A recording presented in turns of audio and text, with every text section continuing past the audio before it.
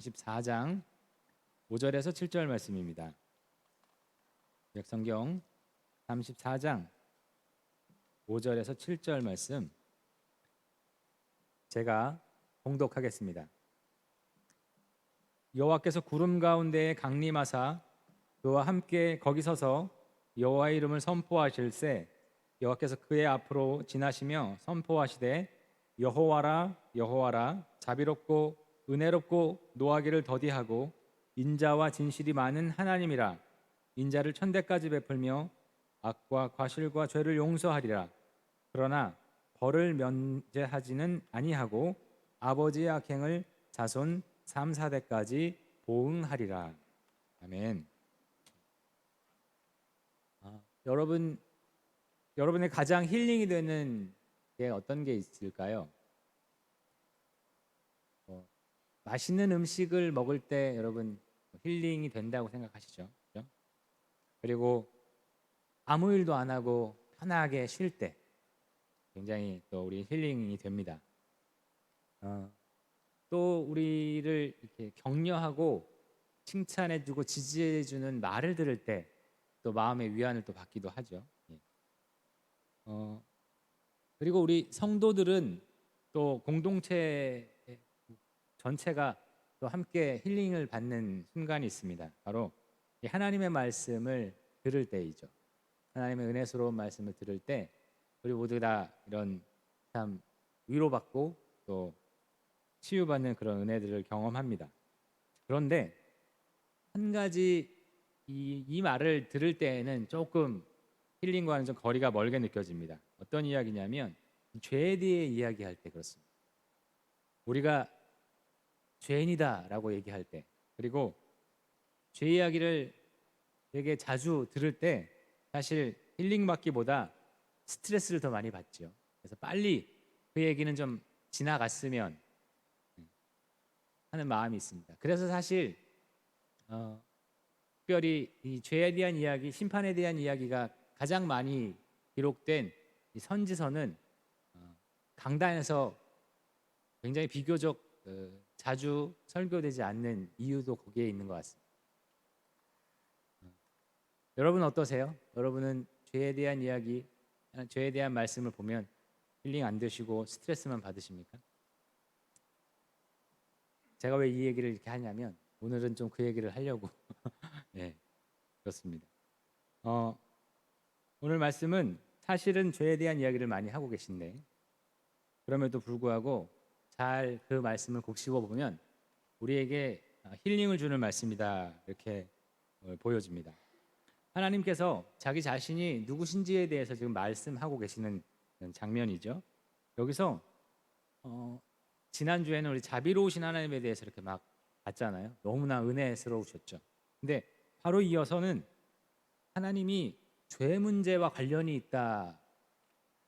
당신의 백성의 죄와 밀접하게 연결되어 있다고 그렇게 자신을 말씀해 주고 계십니다. 우리가 죄에 대해 말하는 것을 좋아하지 않음에도 불구하고 하나님께서는 당신이 이 죄 문제를 깊이 관여하고 계시다. 이렇게 우리에게 알려주십니다. 이것은 죄 문제가 우리에게 있어서 굉장히 중요한 문제다. 사실은 죄 문제는 우리의 이 생명에 연결되어 있는 문제이죠. 죄를 범했기 때문에 우리는 죽을 수밖에 없는 인생이 되었잖아요. 그렇기 때문에 이 문제가 해결이 안 되면 우리는 영원히 죽을 수밖에 없는 사람이죠. 그래서 이것은 우리에게 굉장히 중요하고 하나님은 이 문제를 해결해 주시기 위해 나타나신 분이다라고 우리에게 가르쳐주고 계십니다. 더불어서 죄는 우리가 해결할 수 없고 오직 하나님만이 이 문제를 해결하실 수 있다는 것을 알려주고자 자기 자신을 보응하시는 하나님으로 그렇게 우리에게 가르쳐주고 있습니다. 자, 그러면 오늘은 이 보응하시는 하나님에 대해서 살펴볼 텐데요. 7절을 중심으로 볼 텐데 이 말씀이 왜 우리에게 힐링이 되는지 여러분 한번 확인해 보시면 좋겠습니다. 먼저 이 보응하다라는 말을 조금 살펴볼 필요가 있습니다. 왜냐하면 처음에 들었을 때 여러분 어감이 어떠십니까? 좀 부정적으로 다가오죠. 하나님께서 심판하시고 벌하시겠다라는 그런 의미로 다가오는데 실제로 이 단어는 굉장히 중립적으로 쓰여져 있습니다. 원래는 찾아오다 혹은 방문하다라는 단어입니다. 근데 이게 두 가지의 의미로 쓰입니다. 출애굽기 3장과 13장에서는요. 긍정적인 의미로 쓰였어요. 이스라엘 백성에게 그 언약을 끝까지 지키시기 위해 돌보시는 마음으로 찾아오신다 하는 의미로 사용되고 있습니다. 나중에 그 구절을 한번 찾아보시면 좋겠습니다. 그런데 출애굽기 32장과 오늘의 34장에서는요. 부정적인 의미로 쓰였습니다. 죄값을 치르기 위해 하나님께서 보응하시고 벌을 내리시기 위해서 오셨다 하는 의미로 사용되고 있습니다. 근데 이것이 다 하나님과 이스라엘 백성이 어떤 인격적인 관계를 맺고 있느냐에 따라서 다르게 다가오신다는 것입니다. 그래서 여러분, 보응하시는 하나님이 무조건 부정적인 것이 아니라 어디에 달려 있다고 하나님은 말씀해 주시는 것입니까? 우리에게 달려 있다는 것이죠. 우리가 하나님과의 관계를 잘 맺고 있다면 보응하시러 오신 하나님은 참으로 은혜로운 하나님이실 것이고, 만일 우리가 하나님과의 관계가 좋지 않다면 보응하시는 하나님은 그저 두렵고 무서운 하나님이실 것입니다. 여러분에게 하나님은, 특별히 보응하시는 하나님은 어떤 하나님이십니까? 두렵고 떨리고 오지 않으셨으면 좋을 그런 하나님이십니까? 아니면 오셔도 상관없습니다. 그저 하나님 나에게 은혜를 베풀어 주시는 분이시기 때문에 감사합니다. 그렇게 하나님을 환대하실 것입니까? 자, 그래서 여러분, 하나님 앞에 오늘 말씀은 사실은 우리를 깨우시고 경각심을 주는 말씀이다, 이렇게 받아들이시면 감사하겠습니다. 자, 제일 먼저는 이 보응하시는 하나님은 용서하시는 하나님이시다 하는 겁니다. 우리 한번 따라 해볼까요? 보응하시는 하나님은 용서하시는 하나님이시다. 예. 하나님은요, 특별히 아무리 당신의 백성이 죄를 지어서 보응하신다고 해도 그 깊은 곳에 자리하고 있는 한 가지의 속성이 있으시죠. 바로 인자하시고 변함없이 그 사랑이십니다. 이 자비로우신 하나님과 보응하시는 하나님은 사실 떨어질 수 없고요. 서로가 보완해주고 있습니다. 오늘 6절, 7절 말씀에서 여러 가지 단어가 쓰였는데요. 한 단어는 딱 2번 또 반복되고 있습니다. 오직 한 단어만. 어떤 단어이죠? 찾으셨나요? 바로 인자. 인자라는 단어만 2번 사용되고 있습니다. 하나님께서 그 변함없이 사랑을 갖고 계시는 분으로서 자비도 베푸시고 또 용서도 하시고 또 벌도 내신다 하는 것이 오늘 말씀의 가장 중요한 부분일 것입니다. 자, 그러면 하나님께서 얼마나 우리를 용서하실 수 있을까 한번 찾아보겠습니다. 7절 상반절에 인자를 1000대까지 베풀겠다라고 하시죠. 그런데 7절 마지막 부분에는 이렇게 되어 있습니다. 아버지의 악행을 자손 3, 4대까지 보응할 것이다. 예. 지금 두 개를 비교하고 계시죠? 1000대와 자손 3, 4대. 사실 여러분, 이게 비교가 되는 건가요? 누가 봐도 이건 말이 안 되는 비교이죠. 1000대와 어떻게 3, 4대를 비교할 수 있습니까? 근데 어떤 학자들은 이 3, 4대는 이 나중에 구약성경 말미에 가면 이스라엘 백성들이 포로 생활을 했던 그 70년을 암시하는 것이다, 예언하는 것이다라고 말하기도 하는데요. 어쨌든 70년 혹은 100년이라고 했을 때 어떤 개인에게는 한 인생일 수도 있죠. 그죠? 한 인생 동안 하나님이 벌을 내리신다 그러면 사실 굉장히 그거는 두려운 일이죠. 그래서 사실 1000대랑 비교할 수 있을 만큼 클 수 있습니다. 그런데 객관적으로 이 1000대와 3, 4대는 사실은 비교할 수 없는 것입니다. 하나님께서 당신의 용서하심이 비교 대상이 안 되고 영원까지 내가 너희를 용서하실 것이다 라고 말해 주는 것이죠. 보응과 심판은 아주 잠깐 있을 것이지만 하나님의 용서하심은 영원할 것이다 하는 것을 오늘 말씀에서 우리에게 알려주고 계십니다. 그러면 하나님의 용서가 미치는 범위는 어딜까지일까요? 바로 그 뒤에 말씀에 악과 과실과 죄를 용서하시리라 이렇게 되어 있습니다. 그냥 간단하게 죄를 용서하실 것이다 라고 하면 쉽게 끝났을 텐데 왜 이렇게 세분해서 나누어서 말씀하실까요? 근데 이 단어가 다 다릅니다. 악은 죄의 지속적인 물리적인 결과를 의미한다고 하고요.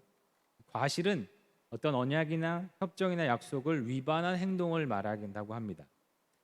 그리고 죄는 우리가 흔히 성경에서 죄라고 하는 그 일반적인 단어인데요. 하나님과 타인에게 죄를 짓는 무수한 행동을 또 뜻합니다.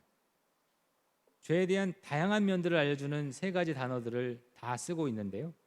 그런 이유는 하나님께서 하나님의 백성이 짓는 모든 종류의 죄를 다 용서하시겠다는 것입니다.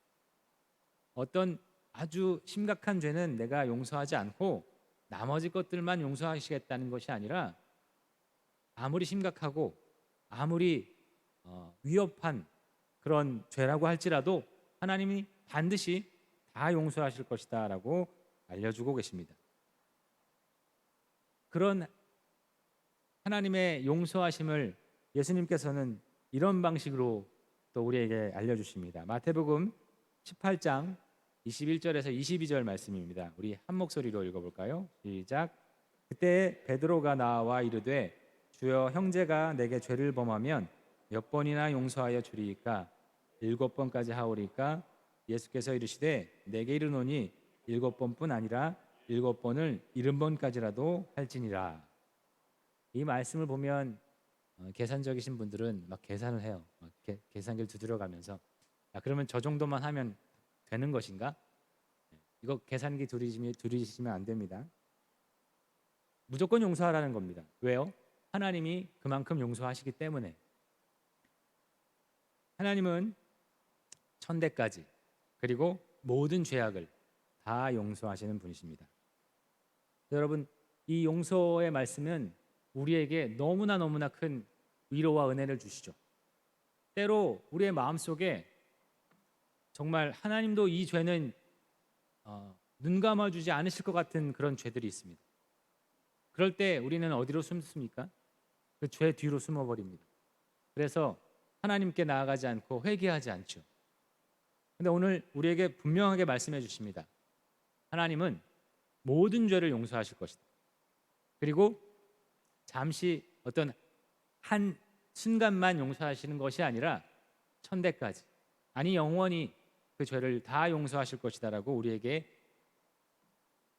알려주고 계신데요. 여러분, 그러기에 물론 여러분들이 뭐 극악한 죄를 지지는 않으시겠지만, 그러나 하나님 앞에 우리가 짓는 죄 앞에서 하나님께 숨지 마시고 하나님 앞에 나아가십시오. 그리고 그의 용서하심을 구하는, 그래서 그 용서의 은혜를 누리시는 여러분 되시길 바랍니다. 그런데 여러분, 우리가 이 하나님의 이 용서하심의 은혜를 제대로 알려면 한 가지를 또한 알아야겠죠. 우리가 짓는 죄의 심각성을 알아야 됩니다. 그래서 성경에 보면 그 죄의 심각성들을 많이 기록해 놓고 있습니다. 그 중에 한 가지 말씀만 한번 볼까요? 로마서 6장 23절입니다. 짧지만 그 안에 다 들어 있습니다. 함께 읽을게요. 시작. 죄의 삭은 사망이요. 우리가 짓는 죄들은 그것의 크고 작음을 떠나서 하나님 앞에서 사실은 다 죽음으로 갈 수밖에 없는 것이다라고 가르쳐주고 있습니다. 이보다 심각한 죄의 모습이 있을까요? 여러분, 그래서 우리가 짓는 작은 죄는 이것은 나에게 뭐 크게 해롭지 않을 것이다라고 생각하면 안 됩니다. 우리의 작은 죄, 큰 죄 모두가 다 우리를 어디로 이끌고 있습니까? 죽음으로 이끌고 있습니다. 사실 우리는 그것을 이 코로나 기간 동안에 경험했지 않습니까? 아주 작은 보이지도 않는 질병이 우리를 죽게 만들게 되는 것을 우리는 경험했습니다. 눈에도 안 보이고 실체도 없어 보이는 그것이 우리를 죽게 만들다니. 근데 실제 죄가 바로 그러한 역할을 하고 있습니다. 저와 여러분에게 그런 아주 심각한 결과로 우리를 이끌고 있습니다. 이 이스라엘 백성들이 보여준 이 모습은 죄의 아주 심각한 특성을 또 보여주고 있습니다. 눈앞에서 하나님의 기적과 놀라운 일들을 보고서 바로 얼마 지나지 않아서 금송아지를 만들어 하나님을 배신한 이 이스라엘의 모습. 우리가 하나님의 백성이지만 하나님의 또 은혜를 받고 살아가지만 그래서 늘 선한 것을 추구하려고 하고 죄를 안 지으려고 사실 노력하시지 않습니까? 그렇죠. 그런데 아주 약간의 그 틈이 생기면 죄는 우리를 이렇게 하나님을 배신하는 죽음의 길로 우리를 이끌어 버린다는 것이죠. 여러분, 오늘 이 말씀만이 아니라 이 출애굽기 상황들을 보시면서 정말 우리가 조금이라도 틈을 내면 죄는 또 사단은 우리를 그렇게 죽음의 길로 이끌고 있다는 것을 여러분 기억하시기 바랍니다. 정말로 그래서 죄를 짓지 않기 위해서 우리가 힘써서 선을 행하고 하나님 앞에 서는 것이 얼마나 중요한지를 우리에게 또 알려주고 있습니다. 만일 이렇게 이 죄의 심각성을 우리가 알지 못하면 하나님이 우리에게 주는 이 용서가 참으로 값싼 은혜가 될 것입니다. 여러분, 하나님이 주신 은혜를 값싼 은혜로 만들지 마십시오. 정말 값어치 있게 받고 누리시기를 간절히 바랍니다. 그래서 우리가 해야 할 것 한 가지밖에 없습니다. 우리를 용서해 주시기를 원하시고 기꺼이 참으시겠다고 하는 그분께 나아가는 것밖에 없습니다. 우리의 손이 아무리 더럽고 우리의 몰골이 아무리 추해도 하나님은 우리를 용서하시고 우리를 받아주시는 분이십니다. 그러니 우리가 그분께 나아가는 길밖에 없죠. 저와 여러분이 아무리 그러한 누추하고 추악한 모습이라도 하나님 앞에 나아가기를 힘쓰는 귀한 모든 성도들 되기를 바랍니다. 두 번째로 이 보응하시는 하나님은 죄를 미워하시고 심판하시는 하나님이시다 하는 것입니다. 함께 따라해 볼까요? 보응하시는 하나님은 죄를 미워하시고 심판하시는 하나님이다. 하나님이 자비하시고 용서하시는 분이시지만 하나님에게는 또 한 가지의 성품이 있으십니다. 무엇이냐면 우리 레위기 11장 45절을 함께 읽어볼까요? 시작. 나는 너희의 하나님이 되려고 너희를 애굽 땅에서 인도하여 낸 여호와라. 내가 거룩하니 너희도 거룩할지어다. 하나님이 거룩하시다는 것입니다. 하나님이 의로우시다는 겁니다. 하나님이 사실은 그 어떤 것에서도 구별되시지 않는데 딱 한 가지에서만 구별되십니다. 바로 죄와는 구별되십니다. 부정한 것과는 구별되시는 분이십니다. 그리고 이 죄와 부정한 것을 그대로 가만히 그냥 놔두시는 분이 아니십니다. 왜냐하면 하나님은 아주 온전하시고 의로우신 분이시기 때문에 이 죄를 반드시 해결해야 하십니다. 그래서 하나님께서 거룩하시기 때문에 당신의 백성이 죄를 짓고 부정하게 되는 것을 참아보지 못하십니다. 그래서 그 죄를 반드시 치러내시는 분이십니다. 그래서 하나님께서 오늘 이 말씀을 통해서 너희가 짓는 죄는 내가 다 해결할 것이다. 그래서 죄를 미워하시며 심판하시는 분으로 하나님 우리에게 나타나셨습니다. 자, 그러면서 이렇게 말씀하셨습니다. 벌을 면제하지는 않는다. 분명히 벌을 내리시겠다는 것이죠. 그 지은 죄에 대해서. 그래서 이 말씀을 그냥 그렇게 보면 우리에게 큰 벌을 내리실까? 정말 심각한 벌을 우리에게 그냥 쏟아 부으실까? 그렇게 생각할 수 있는데요.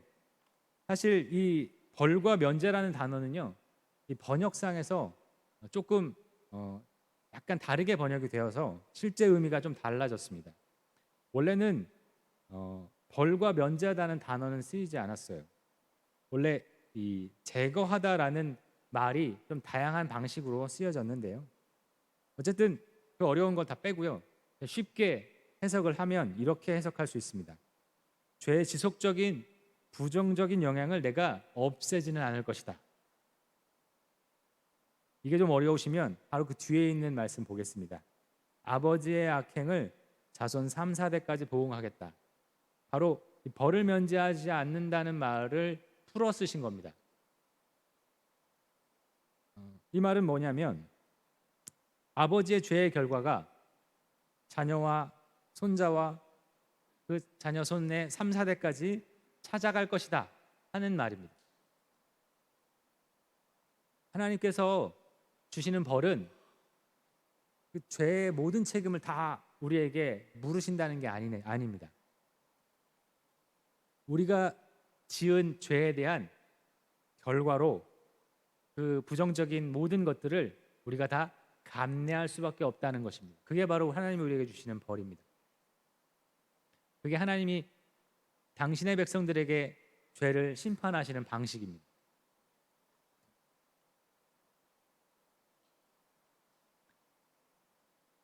사실 여러분 이게 너무나 은혜가 되지 않으십니까? 만일 하나님께서 우리가 지은 죄 그대로 우리에게 벌을 내리신다면 여러분 우리는 어떻게 됐을까요? 네, 뭐 이 자리에 없겠죠. 이 금송아지를 만들었던 이스라엘 백성에게도 마찬가지입니다. 그들이 만약에 그들이 지은 죄만큼 벌을 받아야 한다면 그들은 지금 사라져 버렸을 겁니다. 물론 이 출애굽 1세대들은 가나안 땅을 밟지 못하고 광야에서 다 죽었습니다. 2세대들은 출애굽하고서 광야에 가나안에 들어가게 됐죠. 하지만 지은 죄 그대로의 벌을 받지는 않았습니다. 이것은 은혜입니다. 하나님이 우리가 지은 죄 그대로 우리에게 다 책임을 묻지 않으십니다. 왜? 우리가 감당할 수 없기 때문에. 우리가 감당할 수 없는 인생인 걸 알기 때문에. 그것은 오히려 누구에게 전가하시죠? 하나님 자기 자신에게 전가하셨습니다. 예수 그리스도에게 전가하셔서 예수 그리스도가 우리의 모든 죄를 다 짊어지시고 죄값을 치러 주셨습니다. 다만 우리에게는 그 죄의 부정적인 결과물들을 남겨두시겠다는 거예요. 바로 오늘 말씀에도 그 예수님의 대속사역의 모든 내용들이 다 포함되어 있습니다. 잘 보십시오. 죄 처음부터 끝까지 우리에게 다 묻겠다라고 하지 않으십니다. 그래서 사실 이 보응하시는 하나님, 이 용서하시는 하나님은, 또 심판하시는 하나님은 사실은 자비하시는 분이십니다. 자신의 백성에게 벌을 내리심에도 불구하고 하나님은 그 자비를 계속해서 보여주고 계신다 하는 것입니다. 그래서 우리가 지은 죄와 우리가 받을 벌은 사실 비교되지 않습니다. 그래서 여러분 우리가 받는 벌을 너무 원망하지 마십시오. 오히려 우리가 받는 벌은 하나님의 은혜의, 하나님의 자비의 표시입니다. 그렇게 우리는 늘 감사함으로 살아가야겠습니다. 자, 그런데 오늘 말씀에서는 우리에게 또한 더 큰 교훈을 주고 있는데요. 아무리 용서받은 또 하나님의 선택된 백성이라도 죄 지을 수 있다는 거예요. 아주 심각한 죄도 지을 수 있다는 겁니다.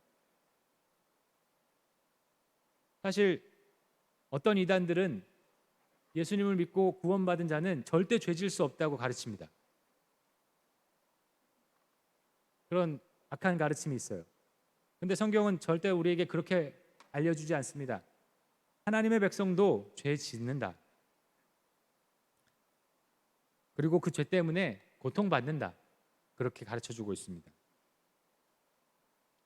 그래서 여러분 오늘 말씀을 통해서 우리가 죄 지을 수 있는 사람이라는 것을 사실 제가 말을 안 해도 여러분 잘 아시겠죠. 우리는 그렇게 죄 지을 수 있는 성도들입니다.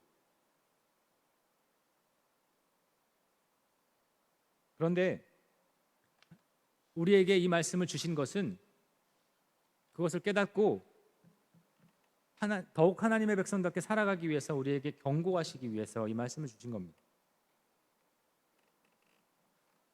그리고 또한 우리가 죄 때문에 이렇게 받을 벌들이 있지 않습니까? 굉장히 다양한데요.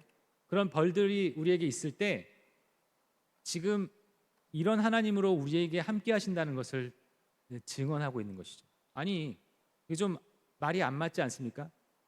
하나님은 우리에게 은혜를 주시고 사랑을 베푸시고 그래야 하나님의 임재를 경험하고 하나님이 함께 하시는 것 아닙니까? 그런데 어떻게 벌을 내시는 하나님을 우리가 감사하게 받아들이고 그 하나님께 찬양할 수 있을까요? 하나님 오늘 분명히 우리에게 얘기하십니다. 자손 3, 4대까지 이어지는 그 벌도 하나님께서 지금 보응하시는 하나님으로 우리와 함께 하신다는 것을 증언하는 것이다. 그래서 여러분, 쉽지 않겠지만 우리가 때로는 하나님이 우리에게 벌 내리시고 또 우리가 힘든 삶을 살아가는 이 모든 삶의 과정들이 사실은 하나님이 베푸시는 은혜라는 것을 여러분 잊지 마십시오. 막 좋은 것이 쏟아져야 은혜가 아니라 사실은 우리가 멸망받지 않고 우리가 지은 죄의 값을 다 치르지 않고 이렇게 아주 작은 벌만 받고 살아갈 수 있다는 것이 사실은 하나님이 우리에게 베푸시는 너무나 큰 자비로움이십니다. 그래서 우리는 지금도 그 보응하시는 하나님의 손길 안에 살고 있다는 것을 여러분 기억하십시오. 하나님이 우리가 죄질 것을 다 알고 계십니다. 그리고 우리가 심각한 죄를 지어서 그 때문에 우리의 자녀손들이 우리뿐만 아니라 우리의 자녀손들까지도 정말 힘들 것이라는 것도 알고 계시지만 죄짓지 않게 그냥 막지 않으십니다. 그냥 놔두십니다. 왜냐하면 아까도 말씀드렸듯이 죄의 그 무서움을 알게 하기 위해서 그렇습니다. 죄가 얼마나 끔찍한 것인지를 우리에게 사실은 일종의 간접 체험이죠. 그래서 죄의 결과들을 우리에게 보여주십니다. 죄를 지으면 하나님을 떠나면 이런 인생밖에 될 수 없다. 우리가 그것을 우리에게 알려주는 것이죠. 그래서 여러분 사실 더 중요한 것은 내가 짓는 죄 때문에 나만 힘든 것이 아닙니다. 오늘 분명히 얘기하셨습니다. 우리의 자녀 손까지 큰 죄의 영향 아래 있을 것이다 라고 가르쳐 줍니다. 여러분 내가 짓는 죄 그냥 나로 끝날 것 같죠? 오늘 말씀은 우리에게 그렇게 가르쳐 주지 않습니다. 나만 힘든 것이 아니라 우리의 자녀들까지 그 영향력 아래 살아간다라고 분명하게 가르쳐 주고 있습니다. 그래서 저와 여러분이 그저 나만 짓는 이 죄, 나만 벌받고 가면 되지라는 그러한 마음을 가지시면 안 되고요. 나 때문에 많은 사람들이, 특별히 나의 사랑하는 자녀들이, 후배들이 큰 고난을 겪을 수 있구나, 이것을 깨닫고 하나님 앞에 늘 바로 살아가는 저와 여러분 되시기를 바랍니다.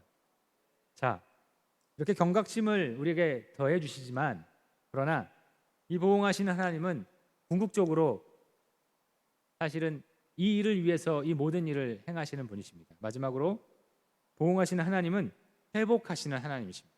함께 따라해 볼까요? 보응하시는 하나님은 회복하시는 하나님이시다. 오늘 말씀으로 한번 확인해 보겠습니다. 출애굽기 34장 9절 10절 말씀인데요. 길어서 아주 중요한 내용만 한번 추려봤습니다. 우리 함께 읽어볼까요? 시작. 주는 우리와 동행하옵소서. 우리의 악과 죄를 사하시고 우리를 주의 기업으로 삼으소서. 여호와께서 이르시되 보라 내가 언약을 세우나니. 배신한 이스라엘 앞에서 사실 언약을 누가 파기했습니까? 이스라엘 백성이 파기했습니다. 그래서 더 이상 이제 언약이 이행되지 않아도 누구에게 책임 물으면 됩니까? 이스라엘 백성에게만 책임 물으시면 끝납니다. 그런데 하나님은 오늘 자신을 계시해 주시면서 다시금 언약을 맺으십니다. 이것은 하나님이 이 언약을 통해서 궁극적으로 이루시는 바, 하나님의 백성을 구원하시고 하나님의 나라를 이루겠다는 그 원대한 뜻을 끝까지 지키시겠다는 것이죠. 이를 통해서 완전한 회복을 이루겠다 주님은 약속하시는 것입니다. 자, 오늘 말씀을 통해서 6절과 7절을 통해서 하나님은 한 가지를 계속 얘기하시죠. 나는 자비로운 하나님이다. 너희를 너무나 끝까지 사랑하는 하나님이시다. 하지만 당신의 자녀들이 짓는 죄는 방관하지 않으실 것이다. 그렇다고 해서 그들에게 모든 죄를 다 묻지는 않으실 것이다. 그 죄는 너희가 질 수 없는 걸 알기에 내가 짓고 내가 다 해결할 것이다. 그러나 그렇다고 해서 우리가 지은 죄값을 니네가 아무것도 모른 채 살아가지 말아라. 우리가 지은 죄에 대한 벌이 분명히 있고 그것이 하나님 앞에 나쁘다는 것을 꼭 깨닫고 하나님의 자녀로 온전히 다시 돌아와라. 그렇게 강조하시는 것입니다. 끝내 완전한 회복을 주시겠다는 약속이 하나님의 속성 안에 들어있는 것이죠. 이를 가장 잘 보여주는 사건은요, 이스라엘 백성이 이 죄를 지어서 망하게 되었죠. 그래서 유배를 떠나게 됩니다. 그래서 바벨론 포로 생활을 겪게 되죠. 70년 동안. 그 다음에 그들이 다시금 이스라엘 땅 가나안 땅으로 돌아오게 되는 이 이스라엘의 이 포로기 사건은 이 하나님의 일하시는 아주 잘 보여주는 사건입니다. 에스겔서 36장을 통해서 한번 확인해 보겠습니다. 36장 19절 먼저 읽어보겠습니다. 시작. 그들을 그 행위대로 심판하여 각국에 흩으며 여러 나라에 해쳤더니 이스라엘 백성이 죄를 지었어요. 그래서 하나님이 그들을 심판하십니다. 하지만 완전히 망하게는 아니하시죠. 그러나 그 심판에서 멈추지 않습니다. 36절을 보겠습니다. 시작. 너희 사방에 남은 이방 사람이 나 여호와가 무너진 곳을 건축하며 황폐한 자리에 심은 줄을 알리라. 나 여호와가 말하였으니 이루리라. 예, 하나님께서 그들이 지은 죄를 심판하셨지만 거기서 멈추지 않고 끝내는 그들을 회복시키고 하나님의 나라를 이루어 가실 거다 하는 약속을 보여주는 말씀입니다. 하나님은 그렇게 자기 자신을 회복하시는 하나님으로 알려주고 계시죠. 그러나 우리가 지은 죄를 반드시 우리에게 묻고 그것을 확인시키는 분이시다 하는 것을 여러분 잊지 마십시오. 그래서 우리 지은 죄를 어떻게 해서든 들춰내십니다. 우리가 과거에 정말 아무도 모르게 지은 죄들, 사람은 모를 수 있습니다. 그러나 하나님은 반드시 우리 앞에 다 드러내실 것입니다. 실제로 역사가 이것을 증언하고 있죠. 수많은 악행들이 벌어졌는데 물론 인간이 다 밝혀내지 못한 것도 있습니다. 그러나 많은 죄악들이 오랜 시간이 지나서 밝혀지는 것을 우리는 확인할 수 있습니다. 아무리 죄악을 숨기려고 해도 숨길 수 없습니다. 하나님은 우리의 지은 죄를 다 드러내실 것입니다. 그리고 우리가 지은 죄에 대해서 벌도 내리실 것입니다. 근데 여러분 이건 미워서가 아니라고 말씀드렸죠. 오히려 우리를 사랑하시기 때문에 이렇게 하시는 겁니다. 우리가 하나님 언약을 떠나게 되면 죄를 지을 수밖에 없는 인생이라는 것을 우리에게 가르쳐주고 있는 것이죠. 그래서 우리에게 이렇게 자비로우시고 보응하시는 하나님으로 선포하실 때 우리가 반드시 하나님 앞에 보여야 할 반응들이 있죠. 하나님을 예배하고 하나님께 회개하고 하나님께 나아가는 것. 근데 이것을 모세가 너무나 잘 보여줬습니다. 34장 8절을 한번 보겠습니다. 함께 읽을게요. 시작. 모세가 급히 땅에 엎드려 경배하여. 예. 모세가 과연 이 하나님이 선포하실 때 이 내용들을 정말 그렇게 모든 걸 다 알고 반응했을지 모를 정도로 정말 정확한 하나님 앞에서의 반응, 하나님의 백성으로서의 반응을 보여주고 있습니다. 바로 땅에 엎드려서 하나님께 예배해드렸습니다. 이것은 회개를 의미하는 모습입니다. 우리가 지은 죄가 크다는 것을 알고 회개하였습니다. 여러분, 회개의 근거가 지난주에 뭐라고 말씀드렸습니까? 자비로우신 하나님 때문에 회개할 수 있다는 거라고 말씀드렸죠. 기꺼이 다 받아주시는 그분, 노하기를 더디하시는 그분, 우리의 지은 죄를 참아내시고 회개의 자리로 오면 다 용서하시겠다는 그분께 나아가면 됩니다. 그러면 우리 주님께서 우리의 모든 죄를 용서해 주실 것입니다. 하지만 벌 내리시는 것은 그대로 우리가 또한 감내해야 합니다. 이것마저 없게 해달라고 그러면 정말 염치 없는 것이죠. 아무 잘못도 없고 아무 고통도 없는 그런 삶을 살게 해주십시오라고 기도하지 마십시오. 그건 정말 말이 안 되는 기도입니다. 우리가 지은 죄에 대해서 우리가 다 같이 감내해야 돼요. 지금도 여러분 감내하고 계시잖아요. 아담과 하하가 지은 죄를 우리는 계속해서 감내하고 있습니다. 또 우리가 지은 죄를 우리 자녀들도 감내해내야 될 것입니다. 하지만 아까도 계속 말씀드리지만 우리가 감내해야 될 이 벌은 실제로는 벌이 아니다. 하나님께서 자비하심을 베풀고 계시다. 벌 그대로 내리지 아니하시고 우리가 참을 수 있을 만큼, 우리가 견딜 수 있을 만큼 우리에게 허락하시는 분이시다. 여러분 잊지 말아야겠습니다. 이 하나님의 보응마저도 한없이 자비롭다는 것을 여러분 기억하시기 바랍니다. 하나님께서 오늘 이 말씀을 통해서 내가 죄를 보응하시는 하나님이다라고 가르쳐 주면서 우리에게 계속 요청을 하시죠. 죄가 무섭다. 너희들 이것을 듣고 죄를 떠나라. 하나님의 언약 안에 거하라. 죄에 대해 예민해라. 그리고 내가 짓는 죄만이 내가 다 짊어지는 것이 아니라 내가 사랑하는 사람들에게 아주 끔찍하게 영향을 미칠 수 있다. 그렇게 우리에게 가르쳐주고 계시는 겁니다. 그래서 우리는 이 말씀을 듣고 자극받아야 됩니다. 여러분 어떻게 자극받으셨습니까? 하나님 앞에 서기를 힘쓰시기를 바랍니다. 오늘 이 귀한 말씀에 화답하는 신약성경 말씀을 함께 읽고 마치겠습니다. 빌립보서 2장 12절 말씀입니다. 함께 읽을까요? 그러므로 나의 사랑하는 자들아, 너희가 나 있을 때뿐 아니라 더욱 지금 나 없을 때에도 항상 복종하여 두렵고 떨림으로 너희 구원을 이루라. 여기 지금 나 없을 때에도라고 되어 있는데 이건 바울이 빌립보 교회와 함께하지 않을 때라는 의미이지만 사실 이 말을 굉장히 크게 적용할 수 있습니다. 하나님은 분명히 오늘 이렇게 계시한 그대로 지금도 함께하시는 하나님이 맞죠.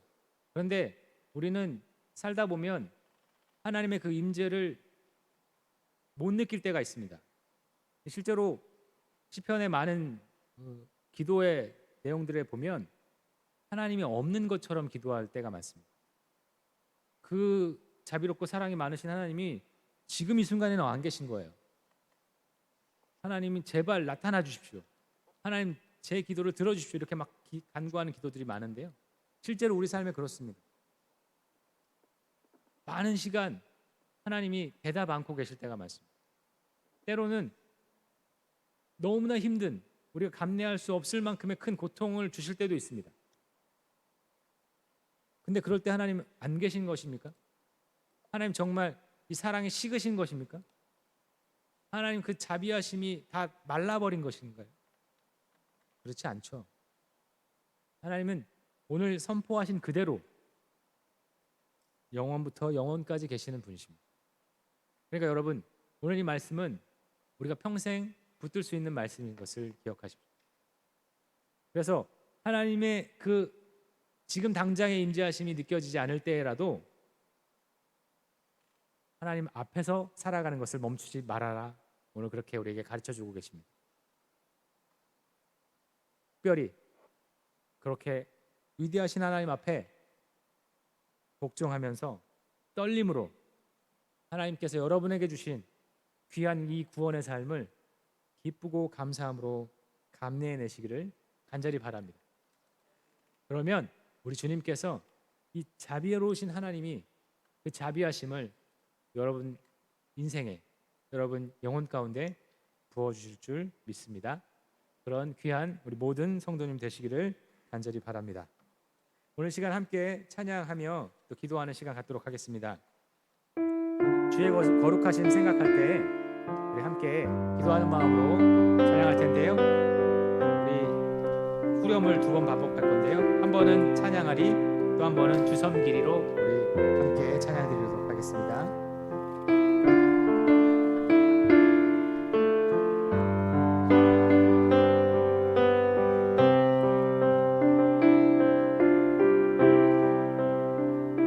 주의 거룩하심 생각할 때, 주의 크신 사랑 느낄 때, 주의 영광의 빛 나의 생활 비춰주실 때, 주가 주신 기쁨 맛볼 때, 주가 주신 기쁨 맛볼 주의 사랑 속에 나 잠길 때, 주의 영광의 빛 나의 생활 비춰주실 때, 경배하리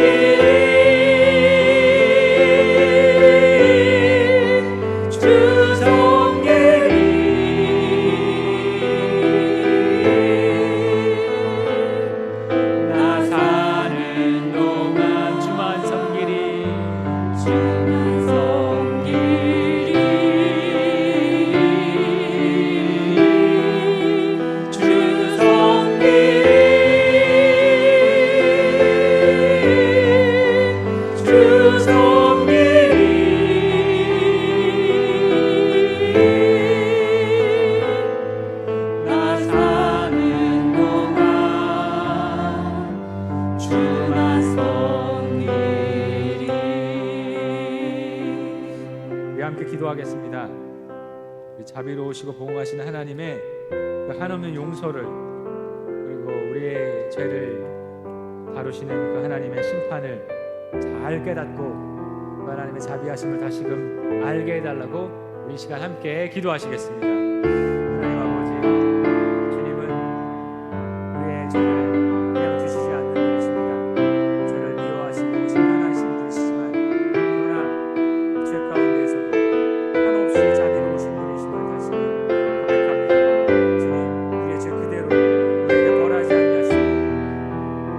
하나님께서 그 모든 일을 감당하시며 그저 그 주의 영향력 아래 살아가면서 그저 다시금 죄짓지 않고 하나님 앞에 서기를 원하시는 주님의 놀라고 크신 그 사랑을 깨닫는 우리가 되게 하여 주시옵소서.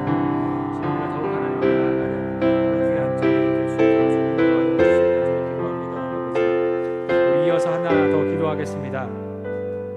보호하시는 하나님, 우리 자비하시는 하나님께서 우리를 회복케 하시는 그 은혜가 있는 줄 압니다. 그 하나님의 은혜를 입어서 정말 온전한 성도로 다시금 회복되어서 하나님 기뻐하시는 모습으로 살아갈 수 있게 달라고 이 시간 함께 기도하시겠습니다. 하나님 아버지, 주님 우리를 불쌍히 여겨 주시옵소서. 우리 하나님께서 우리를 온전케 하시고 회복케 하시기 위해서 주님 땅에 우리에게 오셨고 우리를 크신 줄 압니다. 그 하나님의 놀랍고 크신 은혜를 잊지 않고 정말 우리에게 한없이 자비로우시고 용서하시는 그분 앞에 나아가 하나님의 놀랍고 크신 은혜를 경험하며 그 하나님 앞에 당당하게 나아가는 귀한 사람이 될 수 있도록 주님 인도하여 주시옵소서. 주님 크신 은혜를 찬양합니다. 주님 오직 주님 앞에서 주님 도움하시는 그 손길을 지금도 누리고 있으며 감사하며 살아가는 것도 되길 소망합니다. 주시옵소서.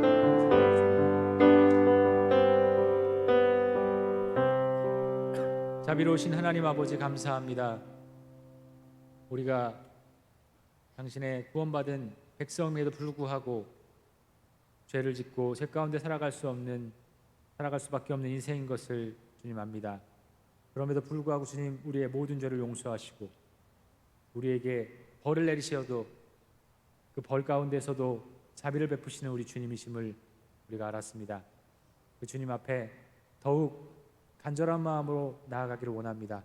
회개하게 하시고 또 주님만을 예배하게 하시고 주님을 위해 살아가는 귀한 모든 성도들 되게 하여 주시옵소서. 감사드리며 예수님의 이름으로 기도드립니다. 아멘. 우리 다 함께 일어나